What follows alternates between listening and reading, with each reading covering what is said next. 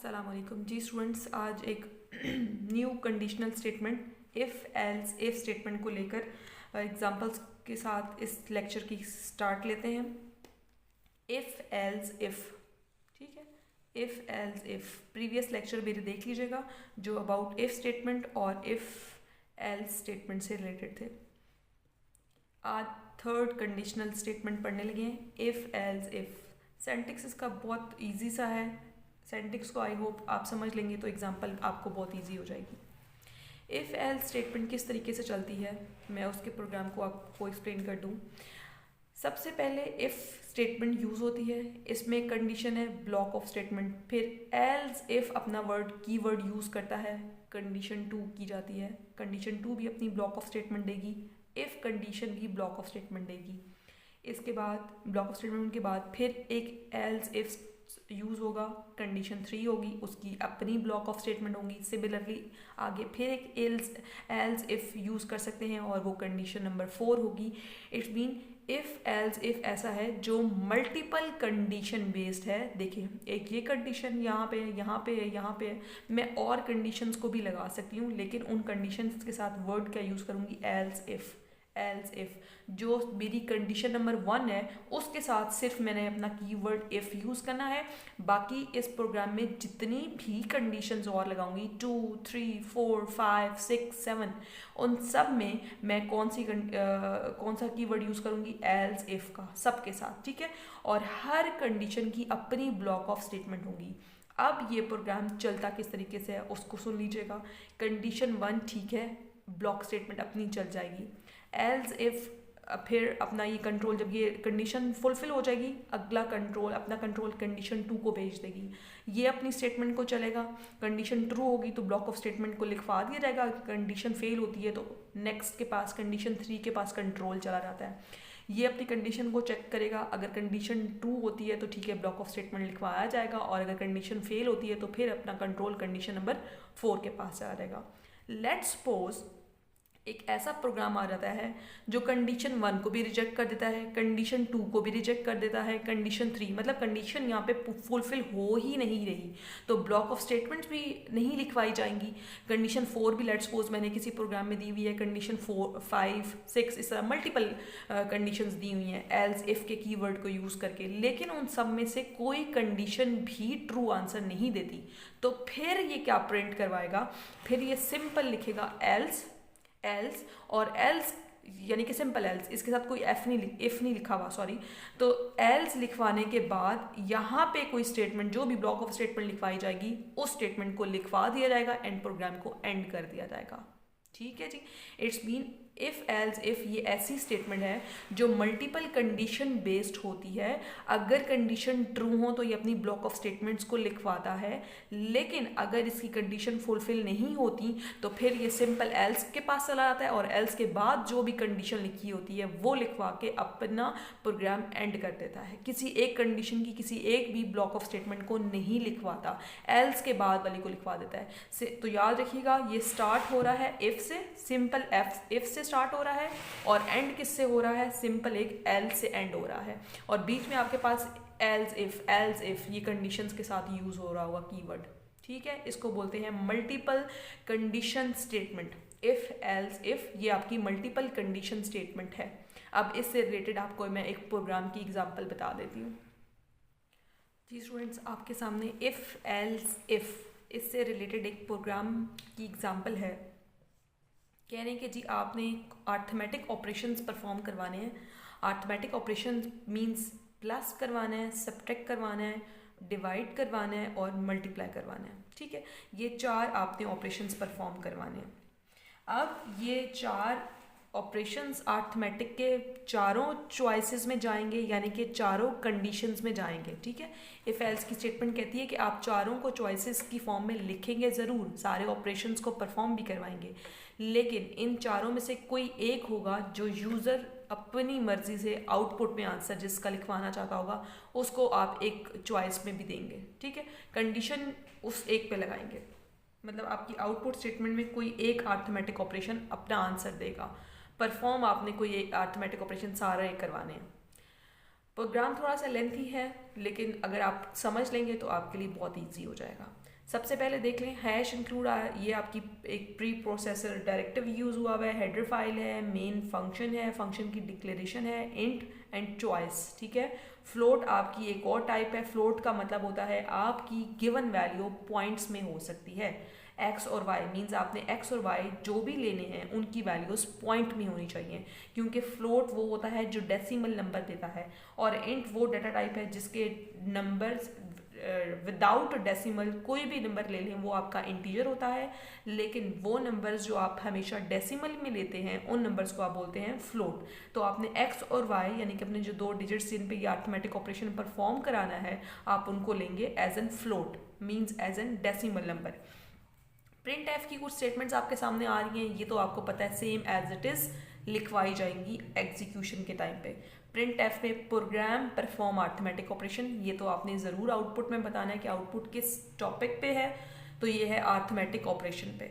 Next print F में N1, ठीक है, ये N1 मीन्स आपके कंप्यूटर की आउटपुट में लिखा हुआ आएगा N1 डॉट एडिशन, ये आपकी लेट्स सपोज आपकी पहली आउटपुट है। नेक्स्ट N2 सब्ट्रैक्शन, सिमिलरली इसी तरह लिखा हुआ आएगा N2 सब्ट्रैक्शन, ये आपकी आउटपुट में लिखा हुआ आएगा, ठीक है, क्योंकि ये इसके बाहर प्रिंट एफ की स्टेटमेंट है। फिर N3 आएगा N3 डॉट मल्टीप्लीकेशन,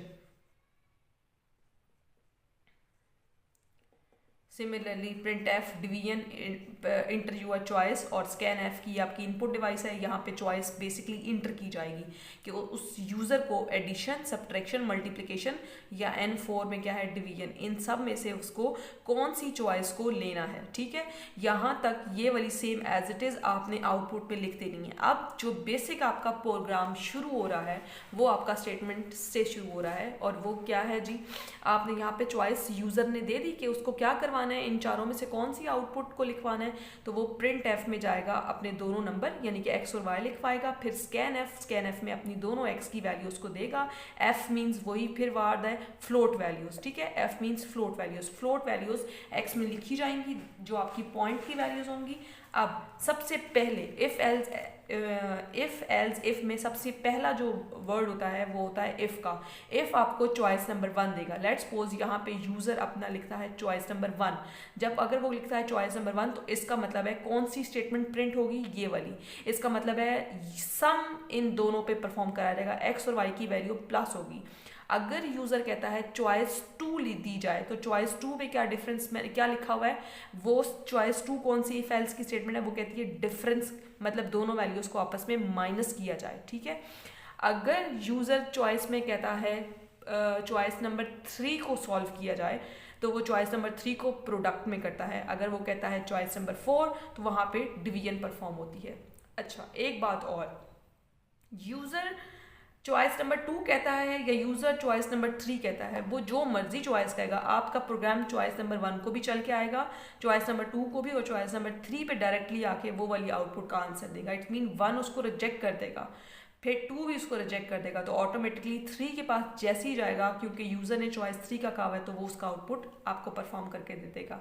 अब आप देख रहे हैं इन सब प्रिंट एफ की स्टेटमेंट में 6.2 फ्लोट, 6.2, 6.2, 6.2। अब ये 6.2 क्या है, ये आपके उस एरे का साइज है जहां पे x की वैल्यू ने स्टोर होना है, ठीक है, 6.2।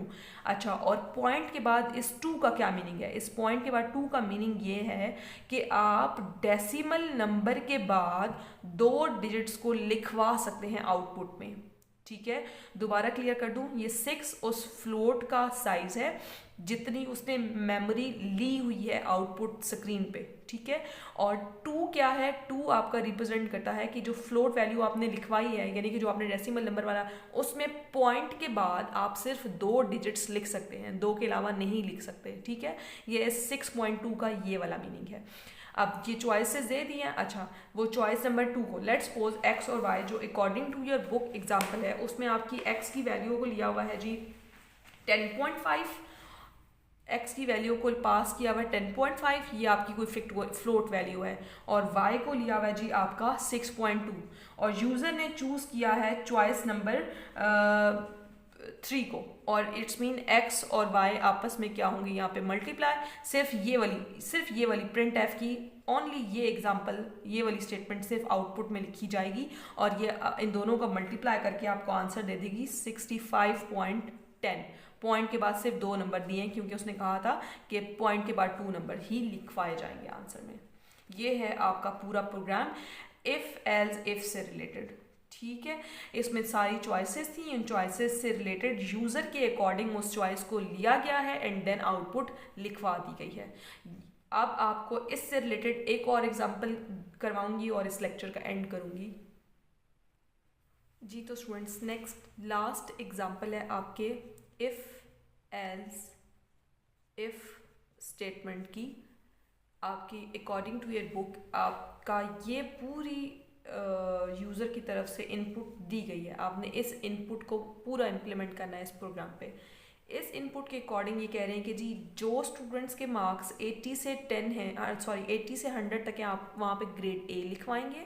ये चॉइसेस हैं, ठीक है। 70 से 79 में आप बी प्रिंट कराएंगे। 60 से 69 अगर कहीं पे है तो आप उसको उस स्टूडेंट को ग्रेड देंगे सी। 50 से 59 अगर किसी स्टूडेंट के मार्क्स आ रहे हैं तो उन स्टूडेंट्स को आप ग्रेड देंगे डी। और जिन स्टूडेंट्स के ग्रेड मार्क्स 50 से बिलो हैं आप उसको ग्रेड देंगे एफ। ये आपकी डिफरेंट कंडीशंस आ गई हैं। इन्हीं कंडीशंस को सेम एज इट इज़ आप लिखवा देंगे। अब लिखवाने का मेथड क्या है आपको पता है। सबसे पहले ये आपकी हेडर फाइल है, मेन फंक्शन क्लियर हो रहा है, यहाँ पे आपके वेरिएबल्स की डिक्लेरेशन हो रही है, int and m. Print f की स्टेटमेंट यहाँ पे आपके इंटर मार्क्स, सारे मार्क्स को इंटर करवा देगी। स्कैन एफ ये इनपुट स्टेटमेंट क्या करेगी, इस आउटपुट स्टेटमेंट को स्टोर करवाएगी, ये फॉर्मेट स्पेसिफायर स्टोर कराएगा और ये मार्क्स लिखवाएगा। ठीक है, लेट्स सपोज किसी बच्चे के मार्क्स आए हैं 70। लेट्स सपोज किसी बच्चे के मार्क्स आए हैं 70, तो सबसे पहले इफ कंडीशन ये चलेगी। तो 70 तो यहाँ पे लाई ही नहीं कर रहा, 70 तो m से पहले ही लेस है, यहाँ से कंडीशन रिजेक्ट हो जाएगी, ऑटोमेटिकली एल्स इफ के स्टेटमेंट में चली जाएगी। यहाँ पे चेक करेगा 70 इज लेस देन और 70, इट्स मीन यहाँ पे ये कंडीशन 70 वाली लाई कर रही है, तो ऐसे स्टूडेंट को ग्रेड बी मिल जाएगा। तो एल्स इफ स्टेटमेंट क्या करती है, पहला अपना इफ लूप चल देगी, कंडीशन को चेक करेगी, अगर फुलफिल हो जाती है एल्स इफ पे चली जाएगी, इसको चेक करेगी, यहाँ कंडीशन फुलफिल होती है तो ठीक है, ये ब्लॉक ऑफ स्टेटमेंट लिखवाया जाएगा। अगर कंडीशन यहाँ पे भी फेल हो जाती है तो नेक्स्ट एल्स इफ पे जाएगा, यहाँ मार्क्स को चेक करेगा, वरना अदरवाइज फिर एल्स इफ पे नीचे वाले इस पे चल जाएगा और ग्रेड डी को चेक करवाएगा। लेट्स सपोज मैं एक और स्टूडेंट है जिसके मार्क्स मैं दे देती हूँ 50, पूरे 50 मार्क्स दे दिए हैं। इफ कंडीशन पहले चेक करेगी 50 को, 50 इज ग्रेटर देन 80, कंडीशन पहले ही रिजेक्ट हो गई है ना, ग्रेड ए में जाएगा। एल्स इफ के पास कंट्रोल चला रहेगा, यहाँ पे कंडीशन चेक होगी, कंडीशन फेल हो गई है क्योंकि यहाँ पे तो जी नंबर मैक्सिमम नंबर ही 70 है। नेक्स्ट एल्स इफ के पास कंट्रोल चला रहेगा, यहाँ पे आपका नंबर क्या है 60 से 69 तक का, यहाँ पे भी रिजेक्ट हो जाएगा। आपके पास कहाँ स्टेटमेंट चली जाएगी, एल्स इफ के पास, यहाँ जाके चेक होगा 50 इज ग्रेटर देन और इक्वल देन 50। जी हाँ, मैंने तो नंबर बच्चे के 50 डाले थे, तो इट्स मीन अब उस स्टूडेंट का ग्रेड ऑटोमेटिकली क्या प्रिंट हो जाएगा, D. It's mean user number दे रहा है स्टूडेंट को और उसके अकॉर्डिंग ये पूरा प्रोग्राम उनके ग्रेड्स उनको असाइन कर रहा है। और कैसे ग्रेड्स और मार्क्स को यूज़ किया गया है, एल्स इफ इन स्टेटमेंट्स को यूज़ करके। मींस इफ एल्स का कंप्लीट लूप बना हुआ होता है जो मार्क्स और ग्रेड को प्रिंट करवा रहा है। According to marks condition check होगी और देन ग्रेड उस स्टूडेंट को असाइन कर दिया जाएगा। लेट्स सपोज इन सारे स्टूडेंट्स के मार्क्स 50 से कम है, किसी स्टूडेंट के मार्क्स 40 हैं, कंडीशन 1 भी चेक होगी, 2 भी, 3 भी, अपनी स्टेटमेंट्स को भी देखेगा। लेकिन आपको पता है ये सारी स्टेटमेंट में मैक्सिमम नंबर 100, 79, 69 और 59 जा रहे हैं और मैंने स्टूडेंट के मार्क्स लगाए हैं 40, तो वो 40 तो यहाँ कहीं लाई नहीं कर रहा है। इट्स मीन ये सारी कंडीशन में से कोई स्टेटमेंट भी अपना आंसर नहीं देगी, ऑटोमेटिकली सारा कंट्रोल कहाँ चला जाएगा, एल्स स्टेटमेंट के पास। ठीक है, एल्स स्टेटमेंट क्या प्रिंट करवा देगी, grade F, student is fail. It's mean else if statement भी ऐसी स्टेटमेंट है ट्रू होने पे भी आंसर देती है और फॉल्स होने पे भी आंसर ज़रूर आपको रिटर्न करके देती है। आई होप कि अब आपको ये कॉन्सेप्ट इफ़ एल्स इफ़ का अच्छे से समझ आ चुका होगा। नेक्स्ट टॉपिक नेक्स्ट लेक्चर में जो डिस्कस किया जाएगा, आपकी लास्ट कंडीशनल स्टेटमेंट को यूज़ करके किस तरीके से नेस्टेड स्टेटमेंट चली जाती है और किस तरीके से स्विच स्टेटमेंट काम करती है, उन 2 लेक्चर्स को लेके दोबारा आपके सामने आऊँगी। Thank you so much. Please मेरी वीडियोस को लाइक, सब्सक्राइब और कमेंट करना मत भूला करें, और जो भी क्वेश्चंस हों मुझसे ज़रूर कमेंट्स में पूछ दिया करें। अल्लाह हाफिज़।